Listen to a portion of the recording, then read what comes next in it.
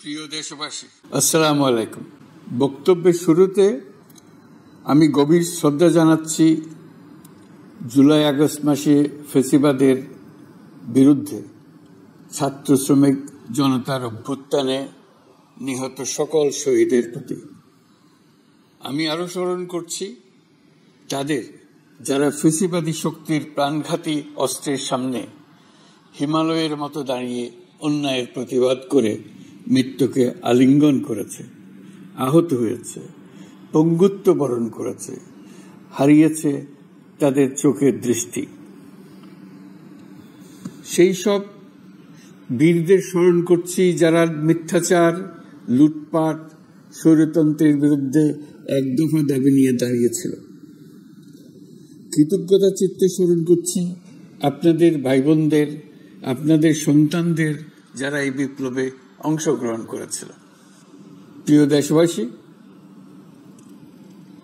আমি আগেও জানিয়েছি, আবারও জানাচ্ছি, গণ অভ্যুত্থানে সকল শহীদের পরিবারকে পুনর্বাসন করা হবে। সকল আহত শিক্ষার্থী, শ্রমিক জনতার চিকিৎসার সম্পূর্ণ ব্যয় সরকার বহন করবে। আহতদের দীর্ঘমেয়াদী এবং ব্যয়বহুল চিকিৎসা এবং শহীদদের পরিবারের দেখাশোনার জন্য স্বাস্থ্য মন্ত্রণালয়ের নেতৃত্বে একটি পূর্ণাঙ্গ তালিকা প্রস্তুত করা হয়েছে। এখন এই নতুন তথ্য পাওয়ার ভিত্তিতে এই তালিকা হালনাগাদ করা হতে থাকবে। গণ অভ্যুত্থানের শহীদদের স্মৃতি ধরে রাখতেই সরকার তার যাত্রা লগ্নে জুলাই গণহত্যা স্মৃতি ফাউন্ডেশন নামে একটি ফাউন্ডেশন প্রতিষ্ঠার উদ্যোগ নেয়। এখন সেই ফাউন্ডেশন তৈরি হয়েছে। সকল শহীদ পরিবার এবং আহতদের সর্বোত্তম চিকিৎসা সহ তাদের পরিবারের সম্পূর্ণ দায়িত্ব এই ফাউন্ডেশন গ্রহণ করছে। এই ফাউন্ডেশনে দান করার জন্য দেশের সকল মানুষ এবং বিদেশে অবস্থানরত বাংলাদেশিদের আমরা আহ্বান জানাচ্ছি। গত মাসে কুমিল্লা, নোয়াখালী, সিলেট অঞ্চলে আকস্মিক বন্যা এসব এলাকার মানুষকে হতভম্ব করে দিয়েছে। এখানে বেশিরভাগ এলাকায় কোনোদিন বন্যা হয়নি। তারা বন্যা মোকাবেলা করে অভ্যস্ত নন। দেশপ্রেমিক সশস্ত্র বাহিনী তাৎক্ষণিকভাবে বন্যা আক্রান্ত সবাইকে রক্ষার জন্য এগিয়ে আসে। সেনা, নৌ এবং বিমান বাহিনী পরস্পরের সঙ্গে সমন্বয় করে একযোগে কাজে নেমে পড়ার ফলে মানুষের দুর্ভোগ কম হয়েছে। এর পরপরেই এনজিও এবং সাধারণ মানুষ দেশের সকল অঞ্চল থেকে দলে দলে এগিয়ে এসছে। আমি বিশেষ করে দেশপ্রেমিক সেনাবাহিনীকে আবারও ধন্যবাদ জানাচ্ছি। দেশের সকল দুর্যোগকালে তারা সবসময় আন্তরিকভাবে এগিয়ে এসছে। বিশেষ করে বন্যা ও শান্তি শৃঙ্খলা রক্ষার কাজে তাদের সৈনিক এবং অফিসাররা দিনের পর দিন যেভাবে দায়িত্ব পালন করেছে তার কোনো তুলনা হয় না। জনজীবনে স্বস্তি ও আত্মবিশ্বাস প্রতিষ্ঠায় তাদের ভূমিকা অনন্য। বাংলাদেশ সশস্ত্র বাহিনীর সকল সদস্যকে আমি ধন্যবাদ জানাই তাদের সততা, ত্যাগ ও অসীম দেশপ্রেমের জন্য।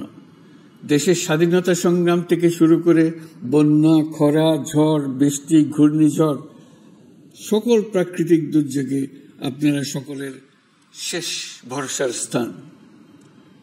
দেশের প্রতিটি ক্রান্তি লগ্নে আপনারা দেশের মানুষের পাশে থেকেছেন। দেশের স্বাধীনতার পক্ষে, সার্বভৌমত্বের পক্ষে অবস্থান নিয়েছেন। দেশ গঠনে আপনারা সবার আগে এগিয়ে এসছেন। বিগত জুলাই হতে শুরু হওয়া গণ অভ্যুত্থান, বন্যা, নিরাপত্তা প্রদান, অস্ত্র উদ্ধার সহ সকল কার্যক্রমে আপনারা সফলভাবে দিনরাত কাজ করে যাচ্ছেন। সরকার ও জনগণের পক্ষ থেকে আমি আপনাদের প্রতি কৃতজ্ঞতা জানাচ্ছি। বন্যা আমাদের জনজীবনে আরেকটি দিক উন্মোচন করল। দেশের সকল জায়গায় মানুষের সক্রিয় সহানুভূতির জোয়ার উঠেছিল অবিশ্বাস্য মাত্রায়। ব্যবসায়ী, অর্থবান ব্যক্তিরা যেমন তাদের অর্থ নিয়ে স্বতঃস্ফূর্তভাবে এগিয়ে এসেছিল, তেমনি দেশের বিভিন্ন প্রান্তের সাধারণ মানুষ, স্কুল, কলেজ, বিশ্ববিদ্যালয়ের ছেলেমেয়েরা জোয়ারের ঢলের মতো যার যার সামর্থ্য নিয়ে এগিয়ে এসছে। অনেকেই ছুটে গেছে বন্যার্তদের সহযোগিতা করার জন্য। এনজিওরা বিভিন্ন জায়গা থেকে ছুটে গেছে তাদের সহায়তা নিয়ে। তাদের কাজে অনুপ্রাণিত হয়ে আমি এনজিও নেতাদের সঙ্গে বৈঠক করেছি কিভাবে সরকার তাদের কাজের সঙ্গে সরকারের উদ্যোগকে সমন্বিত করতে পারে, সেটার কাঠামো তৈরি করে দেওয়ার জন্য। বন্যা এখন চলে গেছে, কিন্তু পুনর্বাসনের কঠিন কাজ আমাদের সামনে রয়ে গেছে। সকলের সহযোগিতায় আমরা পুনর্বাসনের কাজটি সফলভাবে সমাধান করতে চাই। আইন শৃঙ্খলা পরিস্থিতির উন্নতির জন্য আমরা দিনরাত পরিশ্রম করে যাচ্ছি। যে সমস্ত ভাই বোনেরা তাদের গত 16 বছরের বেদনা জানিয়ে তার প্রতিকার পাওয়ার জন্য আমার অফিস এবং সচিবালয়ের অফিস সমূহের সামনে প্রতিদিন ঘেরাও কর্মসূচি দিয়ে আমাদের কাজকর্ম ব্যাহত করছিলেন, তারা আমার আহ্বানে সাড়া দিয়ে ঘেরাও কর্মসূচির থেকে বিরত হয়েছেন বটে, তবে অন্যত্র আবার তারা তাদের কর্মসূচি দিয়ে যাতায়াতে ব্যাঘাত সৃষ্টি করছে। আমি কথা দিচ্ছি, আপনাদের ন্যায্য আবেদনের কথা আমরা ভুলে যাব না। আমরা সকল অন্যায়ের প্রতিকারের জন্য প্রতিশ্রুতিবদ্ধ। আমরা আমাদের দায়িত্বকালে যথাসম্ভব সব সমস্যার সমাধানের চেষ্টা করব। আমি আবারও অনুরোধ করছি, আপনারা যাতায়াতে ব্যাঘাত সৃষ্টি থেকে বিরত থাকুন। জাতি আপনাদের প্রতি কৃতজ্ঞ থাকবে। তৈরি পোশাক, ওষুধ শিল্প, এইসব এলাকায় শ্রমিক ভাই বোনেরা তাদের অভিযোগ জানানোর জন্য ক্রমাগতভাবে এই শিল্পের কার্যক্রম পরিচালনা বন্ধ রাখতে বাধ্য করছেন। এটা আমাদের অর্থনীতিতে যে নেতিবাচক প্রভাব ফেলবে সেটা মোটেই কাম্য নয়। এমনিতেই ছাত্র শ্রমিক জনতার বিপ্লবের পর যে অর্থনীতি আমরা পেয়েছি সেটা নিয়ম নীতিবিহীন দ্রুত ক্ষীয়মান একটা অর্থনীতি। প্রাতিষ্ঠানিক কাঠামো প্রায় ধ্বংসপ্রাপ্ত। বৈদেশিক মুদ্রার রিজার্ভ তলানিতে গিয়ে ঠেকেছে। আমরা এই অর্থনীতিতে প্রাণ সঞ্চারের চেষ্টা করছি, আমাদের উদ্যোগে সাড়াও পাচ্ছি। ঠিক এই সময়ে আমাদের শিল্প কারখানাগুলো বন্ধ হয়ে যাক, অকার্যকর হয়ে যাক, এটা আমাদের অর্থনীতিতে বিরাট আঘাত করবে। সেটা কিছুতেই আমাদের কাম্য হতে পারে না। শ্রমিক ভাই বোনদের অনেক দুঃখ আছে, কিন্তু সেই দুঃখ প্রকাশ করতে গিয়ে আপনাদের মূল জীবিকা বন্ধ হবার উপক্রম হলে সেটা ঠিক হবে না। দেশের অর্থনীতি ধ্বংসপ্রাপ্ত হলে সেটা ঠিক হবে না। শ্রমিক মালিক উভয়ের পক্ষে আলোচনা করে এসব সমস্যার সমাধান আমরা অবশ্যই বের করব। আপনারা কারখানা খোলা রাখুন, অর্থনীতির চাকা সচল রাখুন, দেশের অর্থনীতিকে সোজা হয়ে দাঁড়াতে দিন। আমরা আপনাদের সমস্যার স্থায়ী সমাধান বের করার জন্য সর্বশক্তি প্রয়োগ করব। মালিক পক্ষের কাছে আমাদের আবেদন, আপনারা শ্রমিকদের সঙ্গে বোঝাপড়া করেন, কারখানা সচল রাখুন, অর্থনীতির দুর্বল স্বাস্থ্যকে সবল করে তুলেন। ওষুধ শিল্প এবং তৈরি পোশাক শিল্প দেশের গৌরব। এর মাধ্যমে আমাদের শ্রমিক ভাই বোনেরা তাদের কর্মকুশলতা বিশ্বকে মুগ্ধ করেছে। এর সাফল্য এখন থমকে আছে। আমরা এই দুই শিল্পকে তাদের সম্ভাব্য শীর্ষে নিয়ে যেতে চাই। দুর্বল করার তো প্রশ্নই ওঠে না। এই দুই শিল্পের কোথায় কোথায় বাধা আছে, সমস্যা আছে, সেগুলো চিহ্নিত করে তাকে বাধামুক্ত করতে চাই। আমরা বিদেশি ক্রেতাদের একত্রিত করে তাদের সহযোগিতা চাইব, যেন বাংলাদেশের এই শিল্প দুটি বিশ্বের অন্যান্য দেশের চাইতে বেশি আস্থাযোগ্য হয়ে গড়ে উঠতে পারে। সবকিছুই সম্ভব যদি আমরা শ্রমিক মালিক সম্পর্কটা একটা নির্ভরযোগ্য, আনন্দদায়ক করে গড়ে তুলতে পারি। আমাদের সরকারের প্রথম মাস কাটল, দ্বিতীয় মাস থেকে আমরা নতুন বাংলাদেশ গড়ার ভিত্তি হিসেবে নতুন শ্রমিক মালিক সম্পর্কের সূচনা করতে চাই। এটা দেশের সবার কাম্য। দেশের নতুন প্রজন্ম নির্ভয়ে যেন তাদের ভবিষ্যৎ নিয়ে এগিয়ে যেতে পারে, আমরা সেই লক্ষ্যে কাজ করছি। আমাদের দায়িত্ব অনেক। ন্যায়ভিত্তিক একটা সমাজ গড়ে তোলার জন্য একসাথে অনেকগুলো কাজ আমাদের হাত দিতে হবে। 1 জুলাই থেকে 5 আগস্ট পর্যন্ত ছাত্র জনতার গণ আন্দোলনকে দমন করতে যেসব ফৌজদারি মামলা দায়ের করা হয়েছিল, এর মধ্যে হত্যা মামলা ছাড়া বাকি প্রায় সকল মামলা প্রত্যাহার করা হয়েছে। এসব মামলায় গ্রেফতারকৃত সকলে মুক্তি পেয়েছেন। দায়িত্ব গ্রহণের শুরুতেই অন্তর্বর্তীকালীন সরকার বিচার বিভাগের বড় সংস্কারের কাজে হাত দিয়েছে। যোগ্যতম ব্যক্তিকে প্রধান বিচারপতি নিয়োগ দেওয়াতে মানুষের মনে নতুন আশার সঞ্চার হয়েছে। আপিল বিভাগের বিচারপতি নিয়োগ, অ্যাটর্নি জেনারেল নিয়োগ এবং অন্যান্য নিয়োগগুলি অতি গুরুত্বপূর্ণ নিয়োগ, যেগুলো সবকটাই সম্পন্ন হয়েছে। সন্ত্রাস দমন আইন ও ডিজিটাল সাইবার নিরাপত্তা আইনে দায়েরকৃত মিথ্যা হয়রানিমূলক মামলাগুলো প্রত্যাহার করা হচ্ছে। সাইবার নিরাপত্তা আইন সহ বাংলাদেশে বিদ্যমান সকল কালো আইনের তালিকা করা হয়েছে।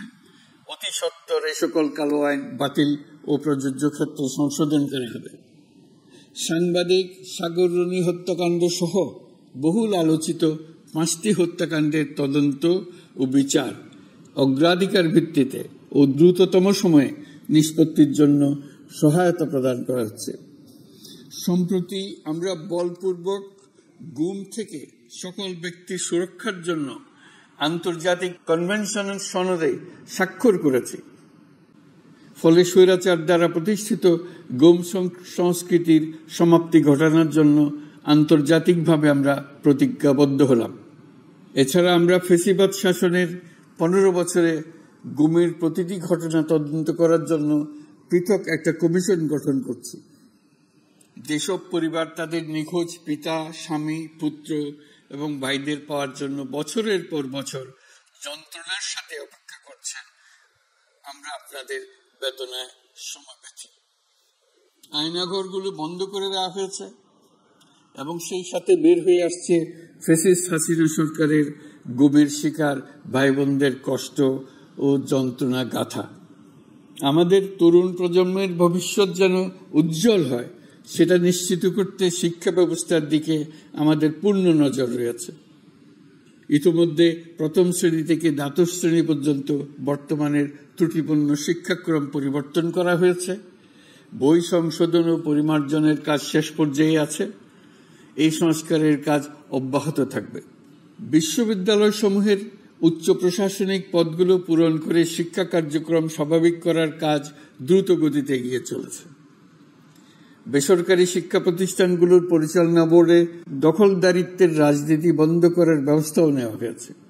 আপনারা নিশ্চয় লক্ষ্য করেছেন, আমাদের প্রথম মাসে দেশের প্রায় সকল বিশ্ববিদ্যালয়ের উপাচার্য এবং উপাচার্য মহোদয়গণ পদত্যাগ করেছেন। উচ্চশিক্ষার ক্ষেত্রে এটা বিরাট শূন্যতার সৃষ্টি করেছে। প্রথম মাসে আমরা ক্রমাগতভাবে প্রতিটি বিশ্ববিদ্যালয়ে সবার কাছে গ্রহণযোগ্য এমন উপাচার্য এবং উপাচার্য নিয়োগ দেওয়ার কাজ শুরু করেছে। এর ফলে সকল সরকারি এবং বেসরকারি বিশ্ববিদ্যালয়গুলোতে নতুন উদ্যমে কাজ শুরু করার পরিবেশ সৃষ্টি হয়েছে। সংবাদ মাধ্যম ও মত প্রকাশের পূর্ণ স্বাধীনতা ইতিমধ্যে নিশ্চিত করা হয়েছে। আমরা সবাইকে বলে দিয়েছি, আপনারা মন খুলে আমাদের সমালোচনা করুন, আমরা সবার মতামতের প্রতি শ্রদ্ধাশীল। মিডিয়া যাতে কোনো রকম বাধা বিপত্তি ছাড়া নির্বিঘ্নে তাদের কাজ করতে পারে, সেজন্য একটা মিডিয়া কমিশন গঠন করা সরকারের সক্রিয় বিবেচনাধীন। আরও যেসব কমিশন সরকার সহ অন্য সবাইকে জবাবদিহিতার আওতায় আনতে পারে, আমরা তাদের পুনর্গঠন ও সংস্কারের উদ্যোগ নিয়েছি, যাতে তারা আরও শক্তিশালী হয়, জনকল্যাণে কাজ করে। দায়িত্ব গ্রহণের পর বিভিন্ন দেশের সরকার প্রধান টেলিফোনে এবং শুভেচ্ছা বার্তা পাঠিয়ে আমাকে অভিনন্দন জানিয়েছেন। বিভিন্ন দেশের রাষ্ট্রদূত এবং হাই কমিশনার বৃন্দ আমার সাথে সাক্ষাৎ করে দ্বিপাক্ষিক সহযোগিতা বৃদ্ধির আশ্বাস দিয়েছেন। আমার অনুরোধে সংযুক্ত আরব আমিরাতের 57 জন বাংলাদেশি যারা ফ্যাসিবাদ বিরোধী বিক্ষোভে অংশগ্রহণ করায় বিভিন্ন মেয়াদে কারাদণ্ডে দণ্ডিত হয়েছিলেন, তাদের সাধারণ ক্ষমা ঘোষণা করেছেন সে দেশের সরকার। ইতিমধ্যে তাদের কয়েকজন দেশে ফিরে এসেছেন। এই ক্ষমা প্রদর্শন ছিল অতি বিরল একটি ঘটনা। এই জন্য আমি সংযুক্ত আরব আমিরাতের রাষ্ট্রপতি শেখ মোহাম্মদ বিন জায়েদ আল নাহিয়ানকে ধন্যবাদ ও কৃতজ্ঞতা জানিয়েছি আপনাদের সবার পক্ষ থেকে। যে সমস্ত সরকার প্রধানের সঙ্গে আমার টেলিফোনে যোগাযোগ হয়েছে তাদের মধ্যে রয়েছেন ভারতের প্রধানমন্ত্রী নরেন্দ্র মোদী, পাকিস্তানের প্রধানমন্ত্রী শাহবাজ শরীফ। আমরা ভারত এবং অন্যান্য প্রতিবেশী রাষ্ট্রসমূহের সঙ্গে সুসম্পর্ক চাই, তবে সেই সম্পর্ক হতে হবে ন্যায্যতা এবং সমতার ভিত্তিতে। ভারতের সাথে আমরা ইতিমধ্যে বন্যা মোকাবেলায় উচ্চ পর্যায়ে দ্বিপাক্ষিক সহযোগিতার আলোচনা শুরু করেছি। দক্ষিণ এশিয়ায় আঞ্চলিক সহযোগিতা বৃদ্ধির লক্ষ্যে আমি সার্ক রাষ্ট্রগোষ্ঠী পুনর্জীবিত করার উদ্যোগ নিয়েছি। আমরা চাই আমাদের দেশ যেন একটি গণতান্ত্রিক দেশ হিসেবে বিশ্বের কাছে সম্মানের সাথে পরিচিত হয়। দেশের পরিকল্পনা যেন দেশের মানুষ কেন্দ্রিক হয়, কোনো নেতা বা দল কেন্দ্রিক না হয়। আমরা স্বৈরাচারী হাসিনা সরকারের অহেতুক কোটি কোটি টাকা ব্যয়ের প্রকল্প বাস্তবায়িত হতে দেখেছি, যেগুলো কখনোই দেশের মানুষের জন্য ছিল না, বরং এর সাথে জড়িত ছিল কুৎসিত আমিত্ব এবং বিশাল আকারের চুরি। চলমান এবং প্রস্তাবিত সকল উন্নয়ন প্রকল্পগুলোর যাচাই বাছাই করার কাজ ইতিমধ্যে আমরা শুরু করেছি। প্রকল্প বাস্তবায়নের পর্যায় বিবেচনা করে বাকি কাজে ব্যয়ের সাশ্রয় এমনকি প্রয়োজন মতে তা বাতিল করার কথা বিবেচনা করা হবে। দেশের মানুষকে আর ফাঁকি দেওয়া চলবে না। কর্মসংস্থান তৈরি করবে এমন প্রকল্পগুলোকে আমরা অগ্রাধিকার দেব। লুটপাট ও পাচার হয়ে যাওয়া অর্থ ফিরিয়ে আনার উদ্যোগ আমরা নিয়েছি। আর্থিক খাতে শৃঙ্খলা ফিরিয়ে আনতে একটা ব্যাংকিং কমিশনও গঠন করার উদ্যোগ নেওয়া হয়েছে।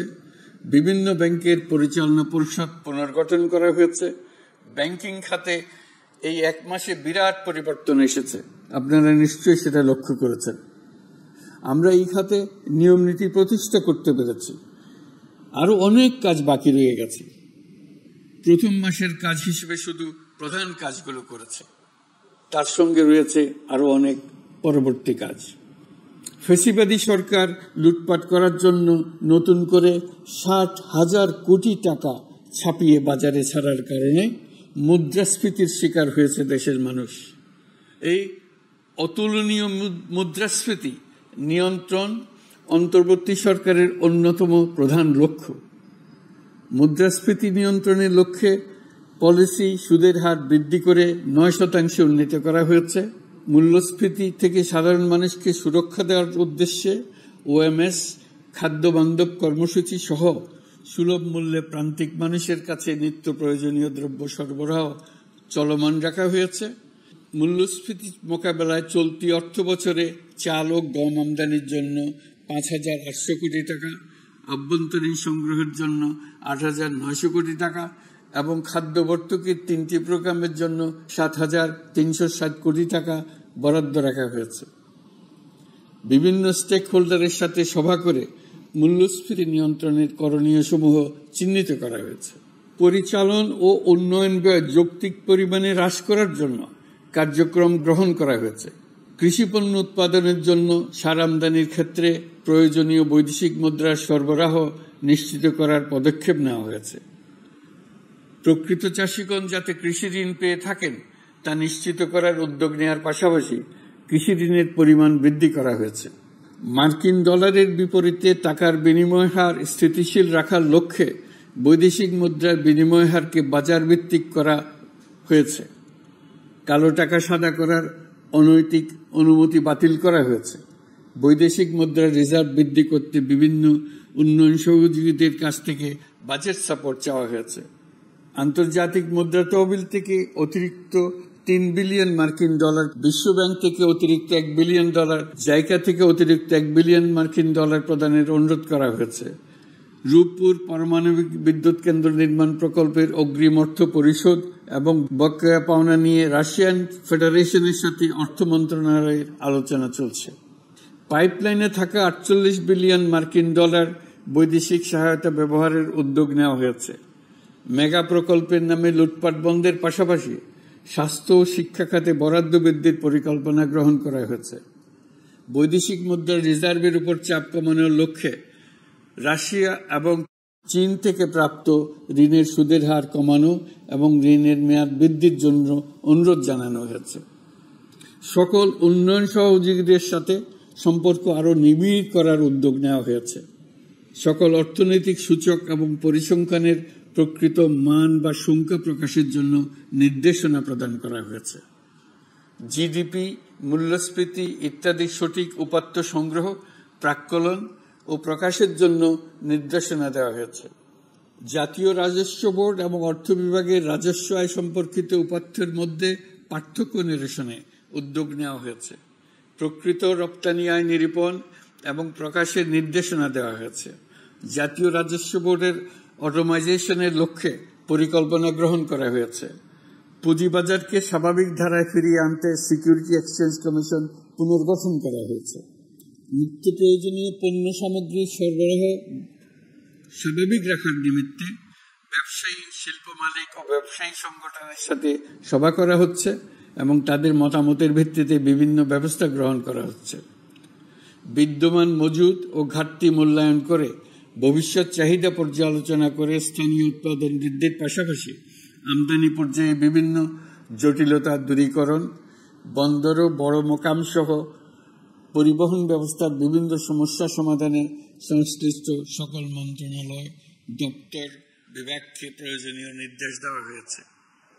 এই জন্য তেল, চিনি, ডিম ও মাংস উৎপাদনকারী বৃহৎ প্রতিষ্ঠানসমূহের সাথে সভা ও মত বিনিময় করা হচ্ছে।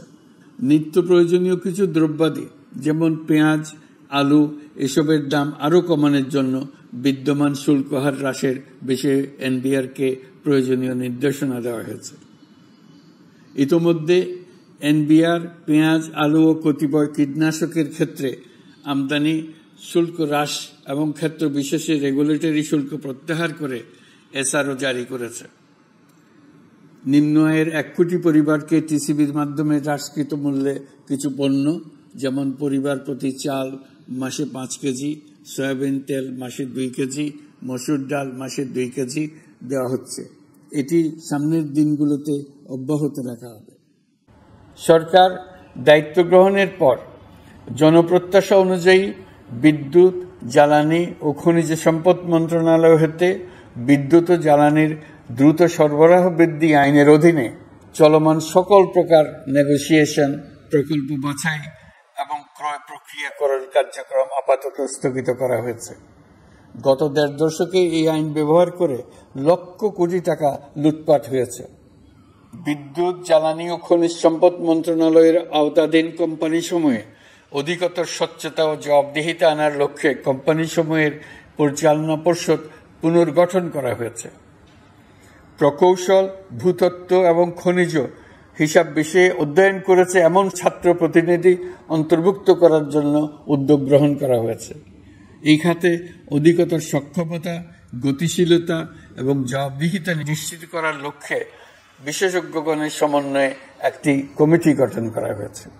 জ্বালানি তেলের মূল্য জনপ্রত্যাশা অনুযায়ী সহনশীল রাখতে অকটেন ও পেট্রোলের দাম 6 টাকা, ডিজেল ও কেরোসিনের দাম 1 টাকা 25 পয়সা কমানো হয়েছে। 37 দিন বন্ধ থাকার পর গত 25 আগস্ট হতে মিরপুর 10 ও কাজীপাড়া স্টেশন ছাড়া বাকি সব স্টেশনে মেট্রো রেল পুনরায় চালু করা হয়েছে। ভুয়া মুক্তিযোদ্ধাদের চিহ্নিত করার লক্ষ্যে বিশেষ করে মুক্তিযুদ্ধের সময় যাদের বয়স 12.5 বছরের কম ছিল তাদের মুক্তিযুদ্ধ তালিকা হতে বাতিলের জন্য সুপ্রিম কোর্টে লিভ টু আপিলের পদক্ষেপ গ্রহণ করা হয়েছে। মুক্তিযোদ্ধা কল্যাণ ট্রাস্টের আওতাধীন বেদখলকৃত স্থাবর সম্পত্তি উদ্ধারে প্রয়োজনীয় ব্যবস্থা গ্রহণ করা হয়েছে। গৃহায়ন ও গণপূর্ত মন্ত্রণালয় কর্তৃক গৃহীত বরিশাল, রংপুর, ময়মনসিংহ উন্নয়ন কর্তৃপক্ষ আইন এর খসড়া তৈরির কার্যক্রম নেওয়া হয়েছে। পূর্বাচল নতুন শহর প্রকল্প, ঢাকার আশেপাশে স্যাটেলাইট সিটি নির্মাণের রোডম্যাপ চূড়ান্তকরণের উদ্যোগ নেওয়া হয়েছে। বিধি বহির্ভূত প্রদত্ত প্লট ও ফ্ল্যাটের বরাদ্দ বাতিলের উদ্যোগ নেওয়া হয়েছে। প্রিয় দেশবাসী, আপনাদের আমাদের সন্তানদের জন্য একটি গণতান্ত্রিক বাংলাদেশের রূপরেখা তৈরি করতে আমরা দৃঢ় প্রতিজ্ঞ। আর যেন আমাদের কোনো স্বৈরাচারের হাতে পড়তে না হয়। আমরা যাতে বলতে পারি আমরা একটি গণতান্ত্রিক দেশে বসবাস করি। আমরা যাতে সকলে দাবি করতে পারি যে এই দেশটি আমাদের। আমরা সেই লক্ষ্যেই কাজ করছি। কেউ আইন নিজের হাতে তুলে নেবেন না। আইন নিজের হাতে তুলে নিয়ে কেউ সমাজে বিশৃঙ্খল পরিবেশ সৃষ্টি করলে আমরা তাকে অবশ্যই শাস্তির আওতায় নিয়ে আসব। আমরা একটি সাম্প্রদায়িক সম্প্রীতির দেশ। ধর্মীয় সম্প্রীতি বিনষ্ট হয় এমন কোনো কাজ কেউ কোনোভাবেই করবেন না। অতীতে শুধুমাত্র আওয়ামী মতাদর্শী না হওয়ার কারণে 18তম থেকে 42তম বিসিএস পর্যন্ত বিপিএসসি কর্তৃক সুপারিশকৃত অনেক প্রার্থী নিয়োগ বঞ্চিত হয়েছেন। 8ই আগস্ট পরবর্তী সময়ে এর মধ্যে এদের 259 জনকে নিয়োগ দেওয়া হয়েছে। মাঠ প্রশাসনকে জনবান্ধব এবং দুর্নীতিমুক্ত জবাবদিহিমূলকভাবে গড়ে তোলার জন্য সব ধরনের উদ্যোগ নেওয়া হয়েছে।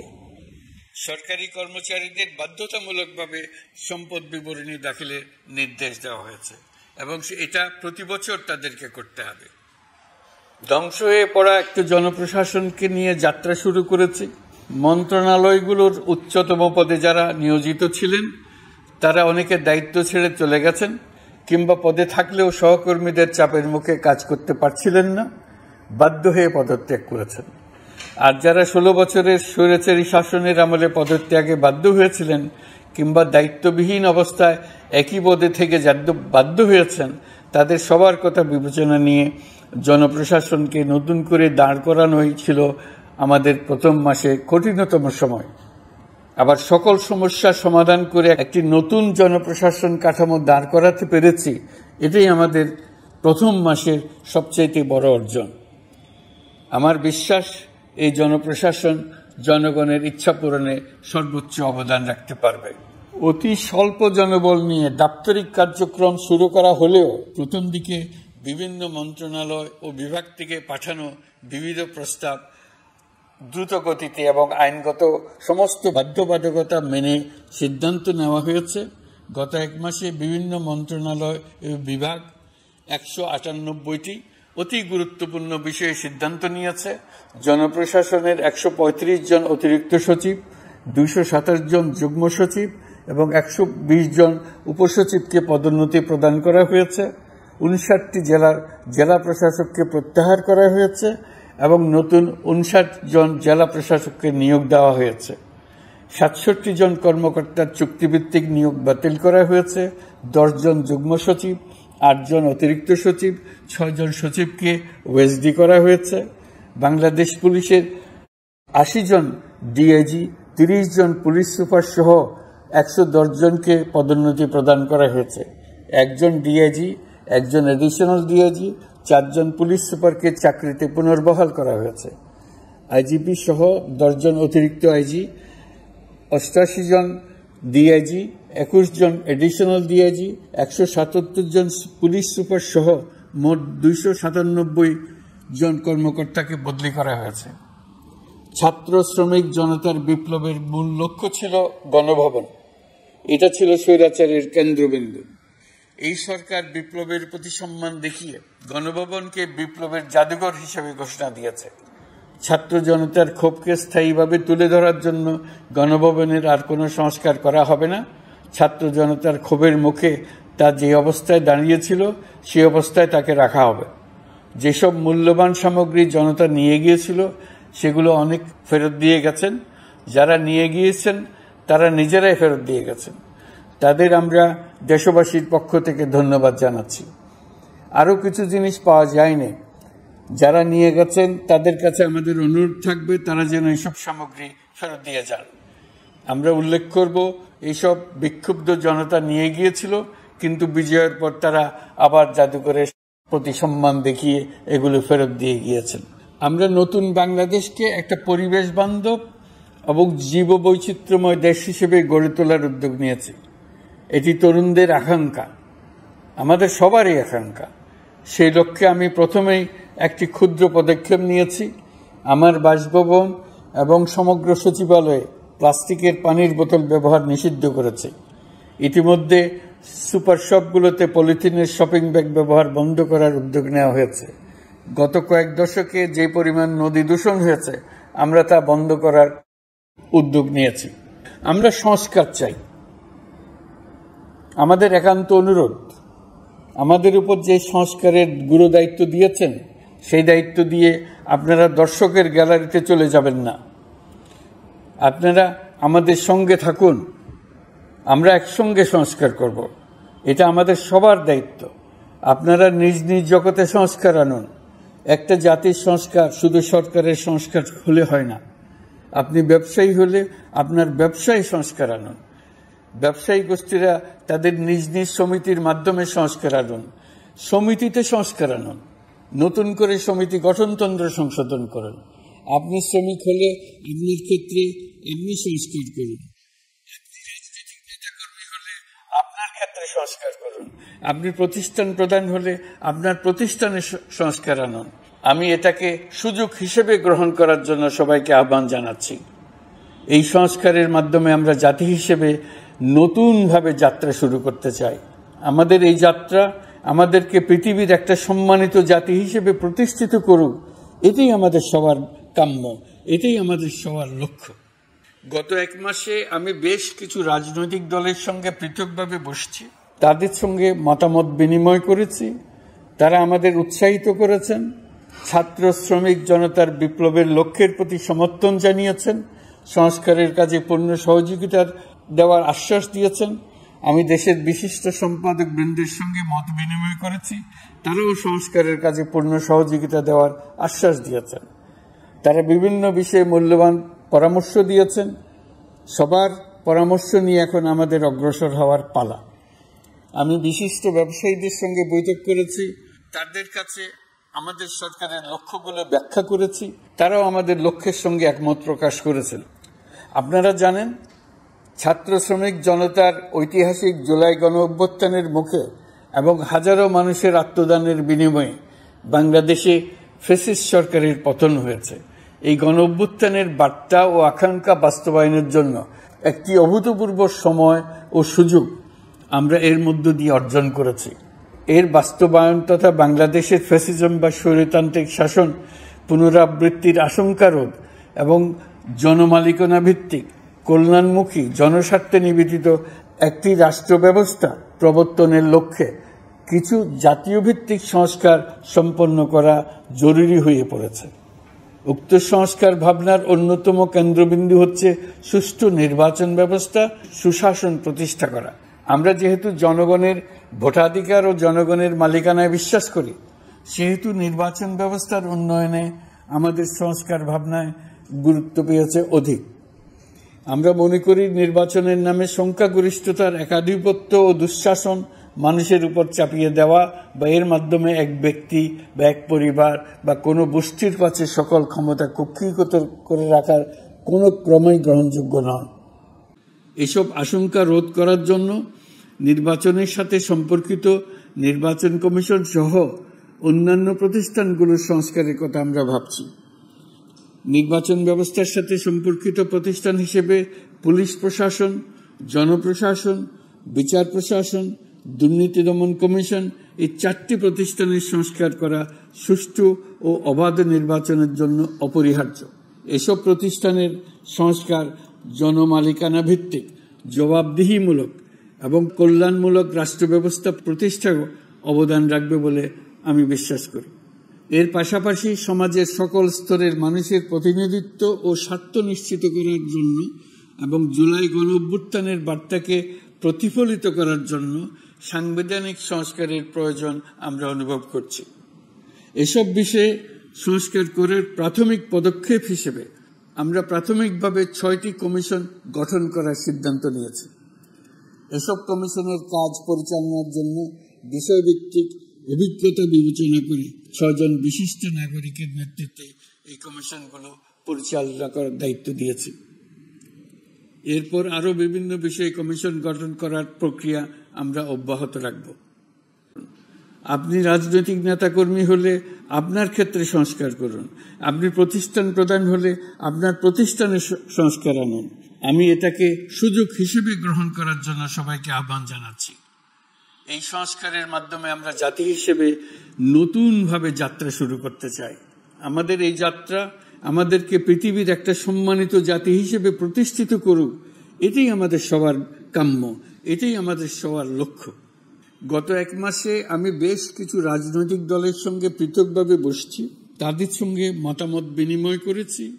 তারা আমাদের উৎসাহিত করেছেন, ছাত্র শ্রমিক জনতার বিপ্লবের লক্ষ্যের প্রতি সমর্থন জানিয়েছেন, সংস্কারের কাজে পূর্ণ সহযোগিতার দেওয়ার আশ্বাস দিয়েছেন।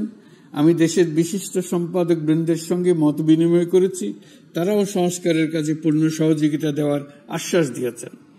তারা বিভিন্ন বিষয়ে মূল্যবান পরামর্শ দিয়েছেন। সবার পরামর্শ নিয়ে এখন আমাদের অগ্রসর হওয়ার পালা। আমি বিশিষ্ট ব্যবসায়ীদের সঙ্গে বৈঠক করেছি, তাদের কাছে আমাদের সরকারের লক্ষ্যগুলো ব্যাখ্যা করেছি, তারাও আমাদের লক্ষ্যের সঙ্গে একমত প্রকাশ করেছেন। আপনারা জানেন, ছাত্র শ্রমিক জনতার ঐতিহাসিক জুলাই গণ অভ্যুত্থানের মুখে এবং হাজারো মানুষের আত্মদানের বিনিময়ে বাংলাদেশে ফ্যাসিস্ট সরকারের পতন হয়েছে। এই গণ অভ্যুত্থানের বার্তা ও আকাঙ্ক্ষা বাস্তবায়নের জন্য একটি অভূতপূর্ব সময় ও সুযোগ আমরা এর মধ্য দিয়ে অর্জন করেছি। এর বাস্তবায়ন তথা বাংলাদেশের ফ্যাসিজম বা স্বৈরতান্ত্রিক শাসন পুনরাবৃত্তির আশঙ্কা রোধ এবং জনমালিকানা ভিত্তিক কল্যাণমুখী জনস্বার্থে নিবেদিত একটি রাষ্ট্র ব্যবস্থা প্রবর্তনের লক্ষ্যে কিছু জাতীয় ভিত্তিক সংস্কার সম্পন্ন করা জরুরি হয়ে পড়েছে। উক্ত সংস্কার ভাবনার অন্যতম কেন্দ্রবিন্দু হচ্ছে সুষ্ঠু নির্বাচন ব্যবস্থা, সুশাসন প্রতিষ্ঠা করা। আমরা যেহেতু জনগণের ভোটাধিকার ও জনগণের মালিকানায় বিশ্বাস করি, সেহেতু নির্বাচন ব্যবস্থার উন্নয়নে আমাদের সংস্কার ভাবনায় গুরুত্ব পেয়েছে অধিক। আমরা মনে করি নির্বাচনের নামে সংখ্যাগরিষ্ঠতার একাধিপত্য ও দুঃশাসন মানুষের উপর চাপিয়ে দেওয়া বা এর মাধ্যমে এক ব্যক্তি বা এক পরিবার বা কোনো গোষ্ঠীর কাছে সকল ক্ষমতা কক্ষীভূত করে রাখার কোনো ক্রমেই গ্রহণযোগ্য নয়। এসব আশঙ্কা রোধ করার জন্য নির্বাচনের সাথে সম্পর্কিত নির্বাচন কমিশন সহ অন্যান্য প্রতিষ্ঠানগুলোর সংস্কারের কথা আমরা ভাবছি।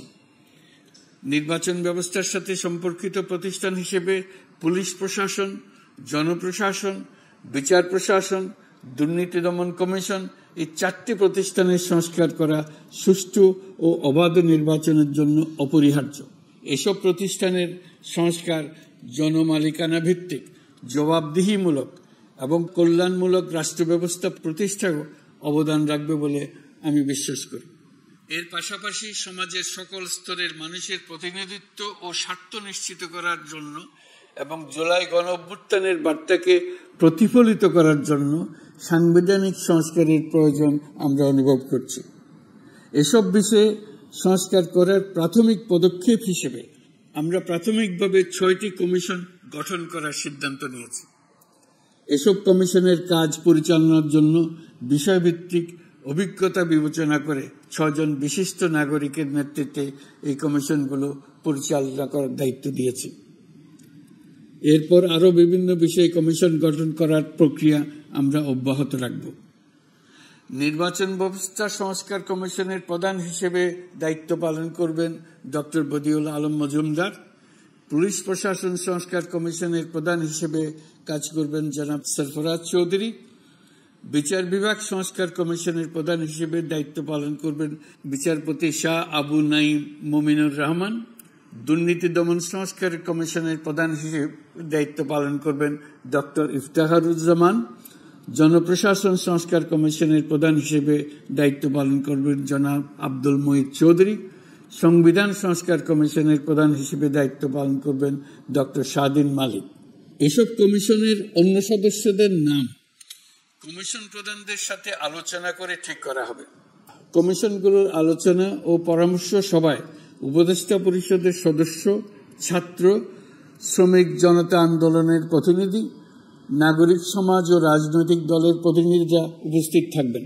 পূর্ণাঙ্গভাবে গঠিত হওয়ার পর কমিশন আনুষ্ঠানিকভাবে তাদের কাজ আগামী 1 অক্টোবর থেকে শুরু করতে পারবে বলে আমি আশা করছি এবং এটি পরবর্তী 3 মাসের মধ্যে সম্পন্ন হবে বলে আমরা ধারণা করছি।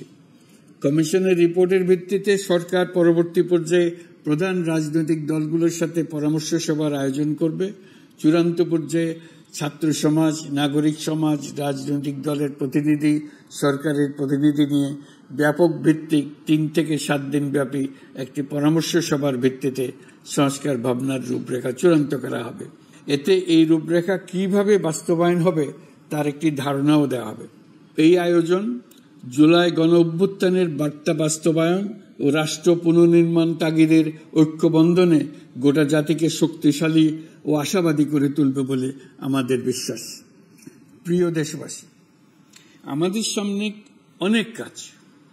সবাই মিলে একই লক্ষ্যে আমরা অগ্রসর হতে চাই।